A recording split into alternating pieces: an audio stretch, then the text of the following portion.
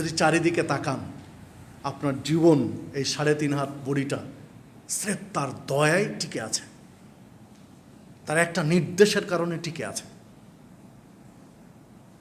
তিনি যদি একটা ইশারা করেন, একটা ইঙ্গিত দেন যে আপনার শ্বাসটা বন্ধ হয়ে যাবে, তাহলে সারা পৃথিবীর সমস্ত ডাক্তার আপনার পিছনে লেগে কিছুই করার ক্ষমতা নেই, শুধু তার একটা নির্দেশ।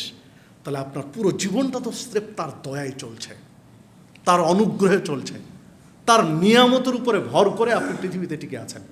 তো তাকে আপনি অস্বীকার করেন, আপনি তাকেই মেনে নেন না, তাহলে আপনাকে উনি কি করে ভালো বলবেন? আপনাকে ভালো বলবেন কি করে? আপনি সমাজে যতই ভালো কাজ করেন না কেন,